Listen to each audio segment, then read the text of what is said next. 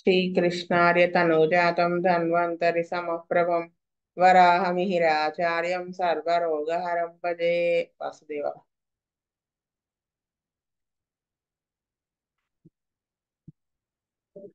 Krishnaveni చదువుతామ్మా. Vastev, case number 66. A lady aged about 46 years came to our dispensary with the following complaints. She was suffering from urticarial rash, which was more on upper part of the body since 4 days. 20 years ago, she suffered with same problem and used urticarians 202 doses daily for 15 days. Now also she started using urticarians 202 dose daily since 4 days. This problem recurring for every 5 years. There was no relief with allopathic medicines, but getting relief temporarily with homeopathic medicines.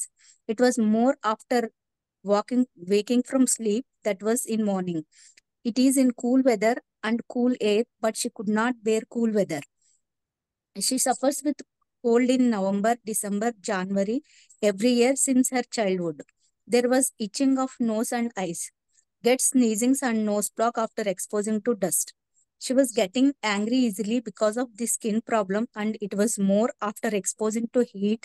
That means gets severe burning, itching, irritation after exposing to heat. Menses was regular, gets backache, knee pain, weakness 3 days before menses. She was mother of 2 daughters. 10 years ago, she suffered from dislocation of disc and bedridden for 3 months. She got relief after using homeopathic medicines. Psychologically also improved after using homeo medicine. She became cool, detached after the treatment. At that time, she was able to know future incident in meditation. Memory normal. Suffering with gastric problem after taking sour and spicy things. Sleep was less since childhood. 26 February 2012, Bujjigaru prescribed Epis 200 2 doses with 15 days gap. After that, she got relief in skin allergy and discontinued the medicine. On 19 June, she came with the complaints of pain in right neck and right upper arm. It was coming since 6 months, getting waist pain after a strain or journey. Bujjigaru prescribed Epis 200 1 dose. She got relief and stopped taking medicines. Vastu. చెప్పమ్మా. ఈ కేసులో patient కి skin rashes ఉన్నవి ఒక almost ఇక్కడ 5 years నుంచి suffer అవుతున్నట్టు చెప్పారండి. This problem recurring for every 5 years ని 5 years కి ఒకసారి ఆవిడకి ర్యాషెస్ లాగా బాగా వచ్చేయడము. అలాగే she was getting angry easily because the skin problem, and it was more after exposing to heat. That means get severe burning, itching and irritation after exposing to heat. ఆ ఎండకి తగిలిన ఎండకి ఎక్స్పోజ్ అయినప్పుడు ఆవిడకి itching burning వచ్చేసి దానివల్ల irritation రావడం. Main గా ఈ పాయింట్ బేస్ చేసుకుని బుజ్జి మాస్టర్ గారి కేసులో ఈవిడికి ఎపిస్ 200 ఇచ్చారు అనుకుంటున్నా అండి. మళ్ళీ తర్వాత కూడా ఎపిస్ 200 ఇచ్చారు. దాంతో ఆవిడకి బాగా రిలీఫ్ వచ్చిందండి. వాస్తవ వేణుగోపాల్ గారు, విజయ్ కుమార్ గారు. వాస్తవ అండి, ఈ కేసులో ఎపిస్లో ఏమాత్రం కూడా వేడిని భరించలేకపోవడం అనేది మెయిన్ పాయింట్ ఒకటి ఉందండి. దాన్ని బేస్ చేసుకుని మేషారు ఇచ్చినట్టుగా అనిపిస్తుంది. వాస్తవ. పూర్ణానందం గారు. వాస్తవ. మారుతి గారు. కామేశ్వరరావు గారు. శ్రీనివాసమూర్తి గారు.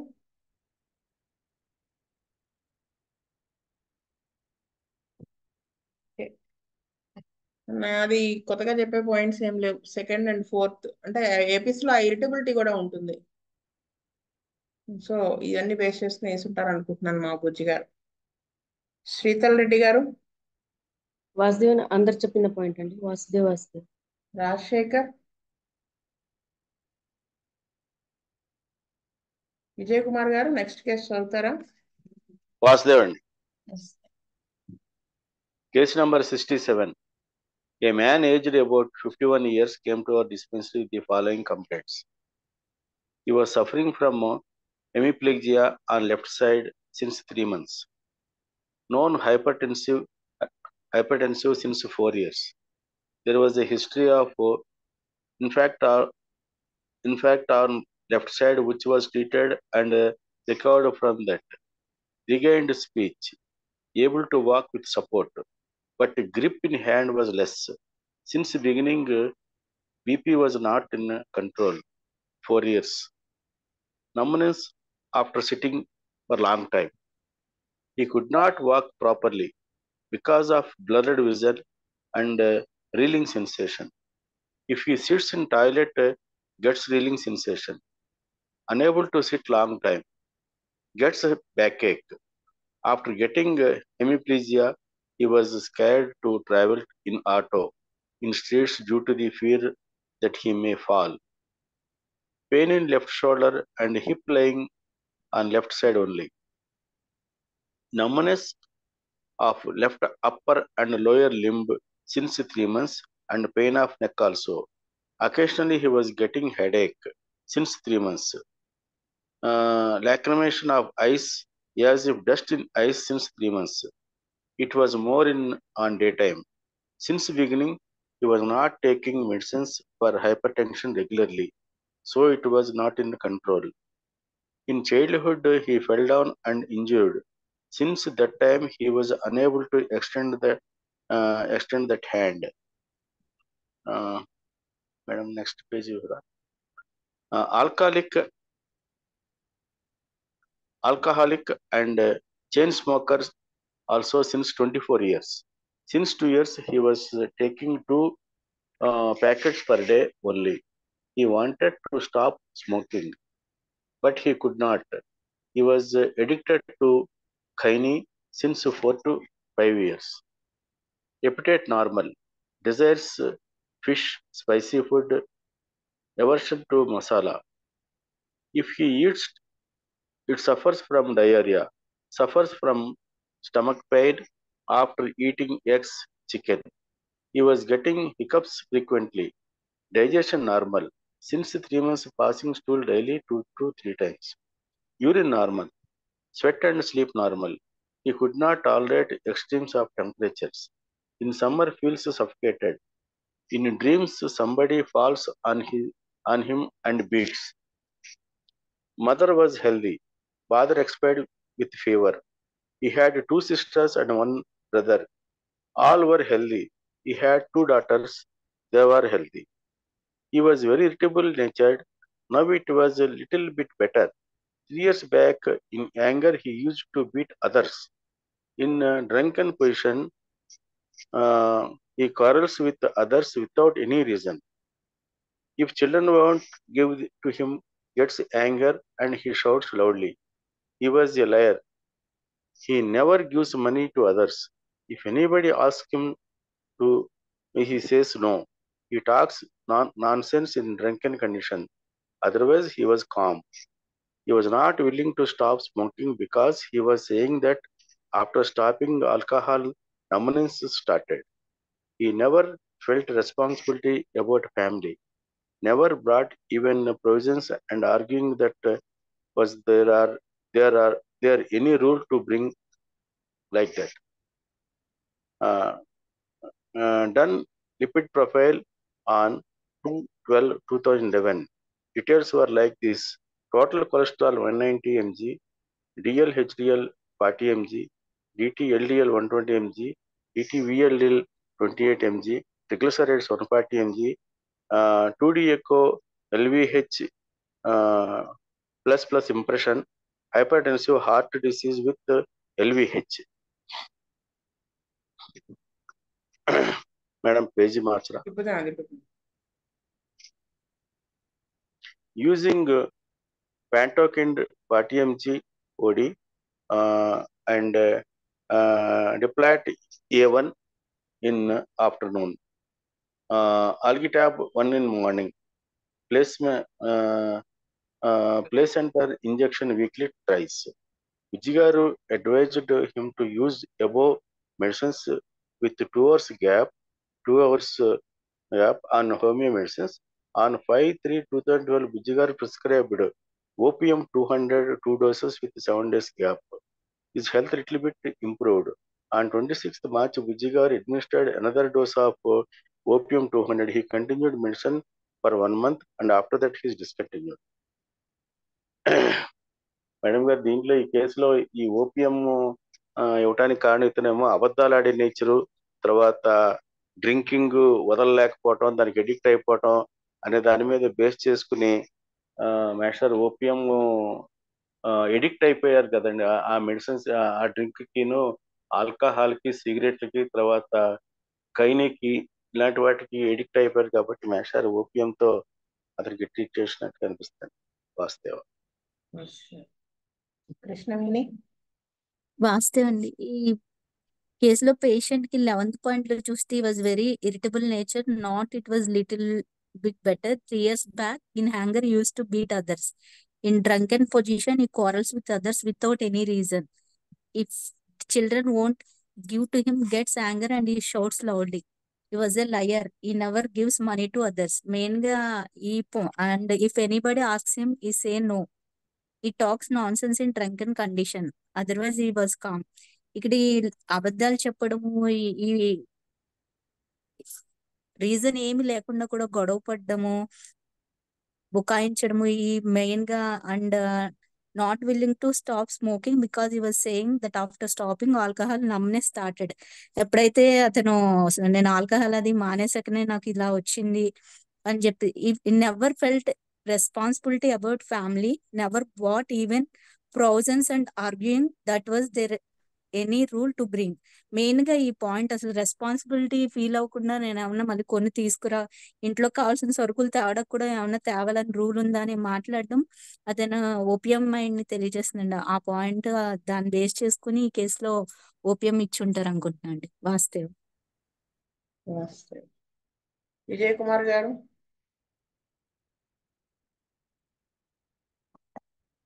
వాస్తవ చెప్పానండి. సారీ పూర్ణానందం గారు.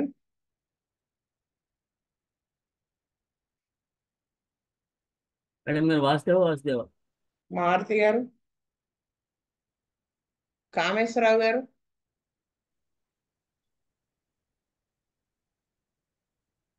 శ్రీనివాసమూర్తి గారు. నేను చెప్పేది కృష్ణవేణి చెప్పిన పాయింట్సే. 200 ఎందుకు ఇచ్చారు అంటే హార్ట్ కి సంబంధించిన ప్రాబ్లం అనేది స్టార్ట్ అయింది కదా, అందుకని హైలో ఇవ్వలేదు. యాక్చువల్గా అయితే 10 ml లెవెల్లో పడాల్సిన మందు, అందుకని ఆయన 200 తోనే స్టార్ట్ చేశారు. కొంచెం ఇంప్రూవ్ అయింది.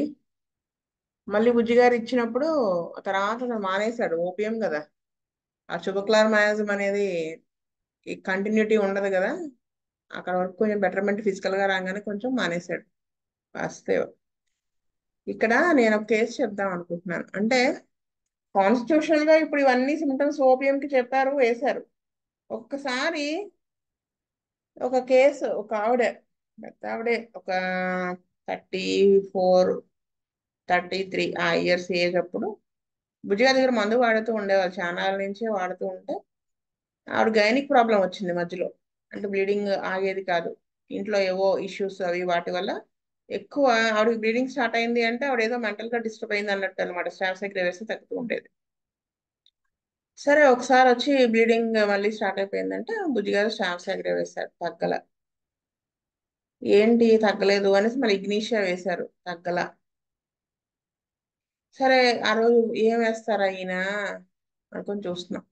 ఖచ్చితంగా ఈవిడ మానసికంగా డిస్టర్బ్ అయినప్పుడే బ్లీడింగ్ స్టార్ట్ అవుతుంది కాబట్టి ఈయన ఫెర్రమెట్లు ఇవి అవి ట్రై చేయలేదు బుజ్జిగారు. ఎందుకంటే అంతకుముందు ట్రై చేసినా ఎలా ఉండేదంటే ఆ పేషెంట్ కి ఇప్పుడు ఫెర్రమెట్ 30 వేస్తే మెయిన్ మెంటల్ మానసిక దాని మీద బేస్ చేసుకుని వచ్చేది కదా, బ్లీడింగ్ స్టార్ట్ అయ్యేది కదా. ఈ ఫెర్రమెట్ వేస్తే కొంచెం తగ్గినట్టు తగ్గి మళ్ళీ అంతకు ముందున్న దానికంటే ఎక్కువ బ్లీడింగ్ అయిపోతూ ఉండేది. అంటే సప్రెస్ చేసినట్టు అయ్యేది కదా, మైండ్ ఇంక పట్టు మళ్ళీ కొడుతుంది, మళ్ళీ ఫిజికల్ గా బ్లీడింగ్ ఎక్కువ అయిపోతుంది. ఇంకా ఏమి ఇస్తారా నేను ఏం చెప్తారా పేషెంట్ అని ఈయన నేను అనుకోవడం బుజ్జిగారు మాస్టర్ గారికి నమస్కారం పెట్టి ఉండుంటారు ఆ టైంలో. అంటే చూస్తూ ఉన్నారు పేషెంట్ ని. ఆవిడ కొంచెంసేపు చెప్పింది, ఆ బ్లీడింగ్ ఆ కలర్ అవుతుంది, ఈ కలర్ అవుతుంది, క్లాట్స్ ఉంటాయి, ఇవన్నీ అవుతుంది. అప్పుడు లాస్ట్ బుజ్జిగారు అడిగారు, ఏమన్నా డిస్టర్బ్ అయ్యారా, ఏమన్నా జరిగిందా, ఏం జరిగింది, ఎందుకని స్టార్ట్ అయింది అన్నారు. ఇదే క్వశ్చన్. అప్పుడు ఆవిడ ఏమి లేదండి, అసలు ఇష్యూస్ ఏం లేవు, నేను బాగానే ఉన్నాను, అసలు ఇబ్బంది ఏం అవ్వలేదు అని చెప్పింది. అని ఒక నిమిషం ఆగి ఆ ఆవిడ ఎలా చెప్పింది అంటే ఒకానొక టైం ఆ ఆ, అసలు మా అమ్మ వాళ్ళ ఇంటికి వెళ్ళానండి. అసలు మా అత్తగారింట్లో కూడా లేను, కాబట్టి ఇష్యూస్ ఏం అవ్వలేదు. మా అమ్మ వాళ్ళు ఆ, తోడు ఉండాలంటే వెళ్ళాను. మా సిస్టర్ వాళ్ళు ఊరు వెళ్తున్నారంటే అమ్మ ఎందుకు వెళ్ళినందుకు ఆ ఆ tenants తో ఏదో ఇష్యూ అయింది మా అమ్మకి, ఖాళీ చేయమని కూడా చెప్పొచ్చాము అని చెప్పారు. ఏమైంది, ఎందుకు ఖాళీ చేయమన్నారు అన్నారు బుచ్చి గారు. వాళ్ళ అమ్మ వాళ్ళ విషయం కదా మనకెందుకు అనలేదు. ఎందుకంటే ఈయన మాస్టర్ గారికి దండం పెట్టి ఉన్నారు కదా, మాస్టర్ గారు మరి ఎందుకు చెప్పిస్తున్నారో ఏం చెప్పిస్తున్నారో అని దాంట్లో వచ్చే క్వశ్చన్ వేశారు ఆయన. ఎందుకని ఖాళీ చేయించాల్సి వచ్చింది అంటే అప్పుడు ఆ ఆ మా అప్పుడు చెప్పాను మా అమ్మ పనిచేసే ఆఫీసు, అంతకుముందు పనిచేసిన ఆఫీస్లో ఆ ఒక వర్క్ చేసే ఒక ఎంప్లాయీకి ఇచ్చారు అద్దెకిట. వాళ్ళిద్దరూ యంగ్, లవ్ మ్యారేజ్ చేసుకున్నారు. ఆ అయితే ఆ ఆఫీసులో ప్యూన్ గా అటెండర్ గా చేస్తుంది ఆవిడ. వాళ్ళ పిల్ల కూతురును అల్లుడు అన్నమాట. ఆ కూతురు అల్లుడు లవ్ మ్యారేజ్ చేసుకున్నారు.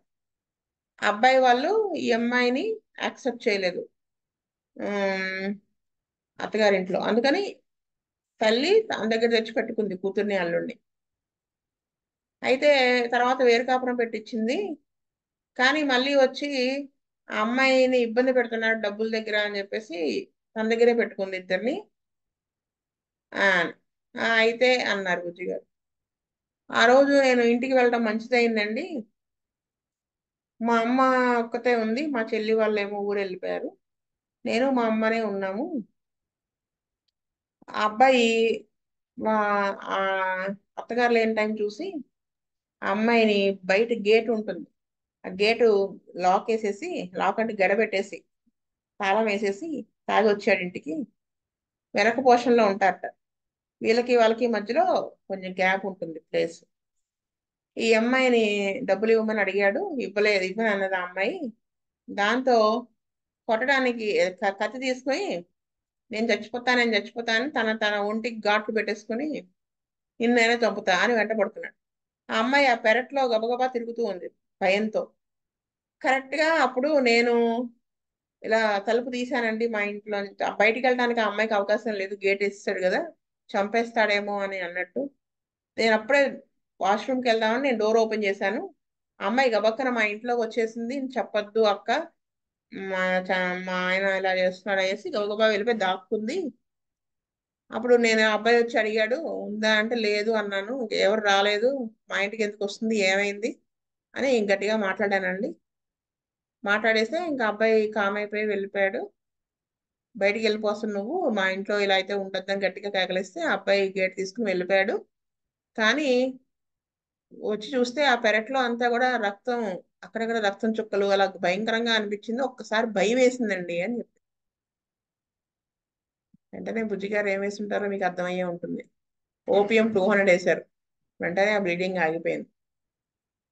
అదనమాట. అంటే మనం ఏది వేస్ట్, వీళ్ళు ఏదో సోది చెప్తారు అనుకోకుండా ఏది చెప్పినా ఎందుకు చెప్పిస్తున్నారో మాస్టర్ గారు అనే భావంతో మనం చూడాలని మాత్రం నాకు అప్పుడు అర్థమైంది. లేకపోతే ఆ అమ్మాయికి ఇంకా డ్రగ్ మిస్ అయిపోయేవాళ్ళు కదా బుజ్జి గారు. అదనమాట విషయం వాస్తవం.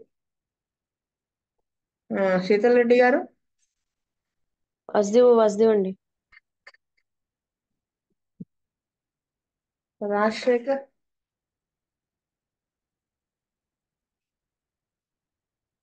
68 చెప్పుకున్నామా, ఆగుదామా? టైం సరిపోతుందా? ఏం కృష్ణవేణి? నెక్స్ట్ వీక్ చెప్పుకుందాం మేడం. అంటే ఇది కొంచెం ఎక్స్ప్లెయిన్ చేసుకోవాల్సిన కేసు. ఏదైనా కేసు చెప్పండి మేడం. మీరు చేసినటువంటి ఏదైనా, మీరు చేసిన ఏమైనా సరే, బుజ్జి మాస్టర్ చేసింది ఏమైనా సరే.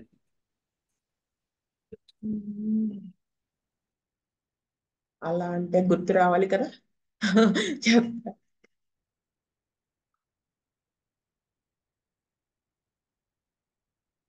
ఒక అతను ఉండేవాళ్ళు, అంటే వాళ్ళలో ఆ ట్యూబర్కులర్ మయాసము ఎంత గట్టిగా ఉంటుందంటే ఒకతను మందు వాడేవాడు బుజ్జిగారి దగ్గర, బాగా ట్యూబర్క్లినం అనమాట, హైలీ ట్యూబర్క్లినం. 50 దాకా వెళ్ళి వేశారు ఆయన. ఆ చంచలమైన మైండ్ ఉంటుంది కదా, అతను ఏం చేశాడు, లవ్ మ్యారేజ్ చేసుకున్నాడు. ఆ అమ్మాయి సెపియా. సరే వీళ్ళకి పిల్లలు పుట్టారు, 3 పిల్లలు. అయితే ఇతను ఈ ట్యూబర్క్యులర్ మయాజము మందు వేసేవాళ్ళు కానీ ఏం చేసేవాడు, ఇతను నాన్ వెజ్ తినేస్తూ పచ్చం చేసేవాడు కాదు. సో ఆ మందు హైలో వేసినా కానీ అంత ఇదిగా పనిచేసేది కాదు. ఒకసారి ఏదో జాండిస్ ఏదో వచ్చింది, ఎక్యూట్, కుక్క గరిచిందో ఏదో అయింది.